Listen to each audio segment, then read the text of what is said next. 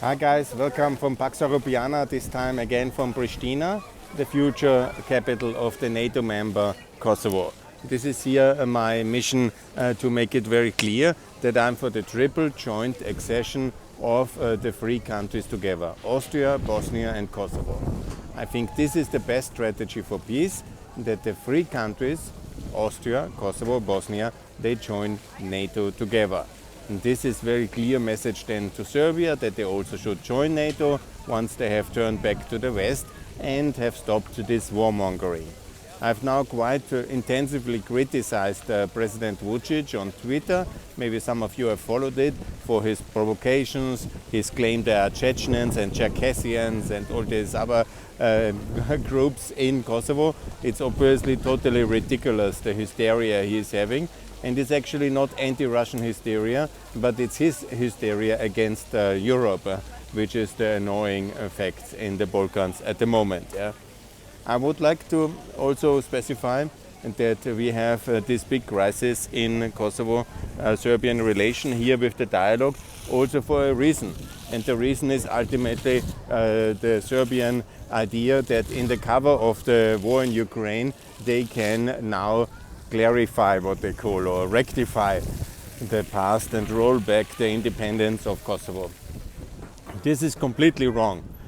On the contrary, what we need now is clarity in the relations between Kosovo and the West, and we need faster integration. I think the best way to do the current deadlock in the dialogue is to stop the dialogue. I understand a lot of people think it's, oh, you have to talk. No, the real answer to unlock the dialogue is not to have the dialogue. And the answer is to have a dialogue between Bosnia and between Kosovo. Here it's very minimal problems which are to resolve. It's only the opposition and the veto of Mr. Dodik, and that's easy to overcome with the power of the Office of the High Representative and the international basically pressuring. And if then there is a crisis in Bosnia, we have all the means to resolve that. So we need at first a Bosnian-Kosovo breakthrough with recognition and a clear pathway towards NATO. And here Mr. Schmid should focus, the Office of the High Representative, he should focus on that one. And so we achieve significant progress for peace in the Balkans with a clear NATO membership perspective of Kosovo and Bosnia.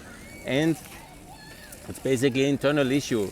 And Russia, no Serbia have anything to say what we accept as members.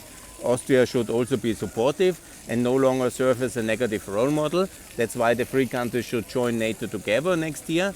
And then we have significant progress. And then there will be certainly a more dynamic Serbia and Kosovo peace process after the recognition of Bosnia has come.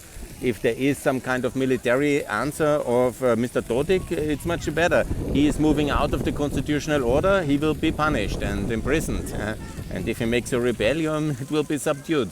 It's as simple as that, according to the rule of law. And we will promote all these military assets required into the arena to exactly do that. So that's why I call for Bosnia and Kosovo dialogue, and it's a much better way. But on the reciprocity, despite honor and justice, it's also a question of not doing it right now. I appeal to Prime Minister Kurti not to impose reciprocity on the 1st of September, but to ask the international community to have visa liberalization for the Kosovo people instead.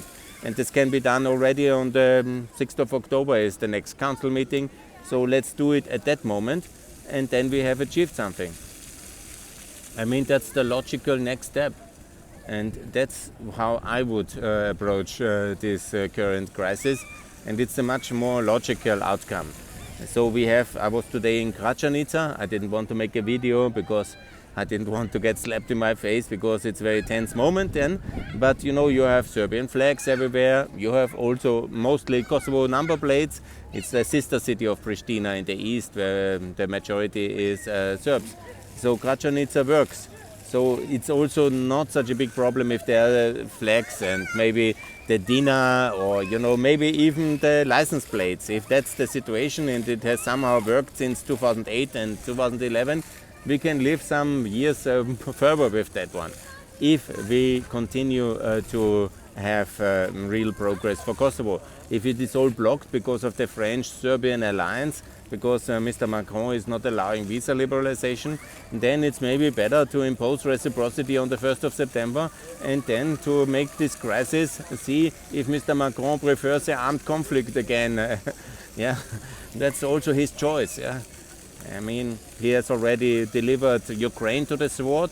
Maybe he wants to deliver, maybe he's happy with war, Mr. Macron and Mr. Scholz, who have, Mr. Scholz cannot be blamed for the past in the Kosovo context, but for what he did in 2022, yes. Let's never forget, it's tomorrow also the National Day of Ukraine. Let me shortly cover that one as well. The reason why we have a war in Ukraine is because the Germans and the French have withdrawn their security cover from Ukraine in the beginning of 2022 by making it abundantly clear that they will not defend Ukraine, and so they gave the green light for the invasion. Because they both went to Moscow, have procrastinated themselves in front of the Tsar and made their kowtow, and they have said never Ukraine will join NATO, it's not on the agenda, and then Putin invaded. It's very similar to the Soviet-Stalin Pact and the role Stalin had here, because he was allowing the World War II in that context, because he was dividing up Eastern Europe between Hitler and Stalin, and then we had this green light for Hitler to start the World War II. And it's very problematic that the Germans and the French, especially the French, in the context of Kosovo, have not allowed visa liberalization, and seemingly they are ready for further escalation and prefer that. I don't prefer that. I'm not a provocator, as some have claimed. I'm for peace. I'm a peace activist. Pax Europiana. Clarity brings peace. Institutional arrangements keep peace. Deterrence is working. So if we have credible deterrence via institutional arrangements with Kosovo and Bosnia and Austria and also Ukraine ultimately, then we will not have war, because everybody else will be deterred. That's the logic. We kept peace in Europe since 1949, at least inside NATO, and it worked very nice and very well. It's not a nice logic, but it's a working logic for peace, and that's what I'm calling for. Good. That's the situation here from Kosovo in 2022. On my birthday, the 23rd of August, I will continue my campaign for Austria, Kosovo and Bosnia NATO membership, and also I repeat, and I will make many more videos on that one, that the only way to make peace and to keep peace and to sustain peace is to contain Russia, and this can only be done by free Ukraine joining NATO. So NATO is the answer for the peace in Ukraine. NATO intervention as well, NATO membership, of course only of free Ukraine, and we have to liberate as much as possible, and all of Kherson and all of Zaporizhia, and best also Mariupol, and then impose peace by NATO membership of the free liberated Ukraine inside the EU and NATO. This is the way forward. Yes.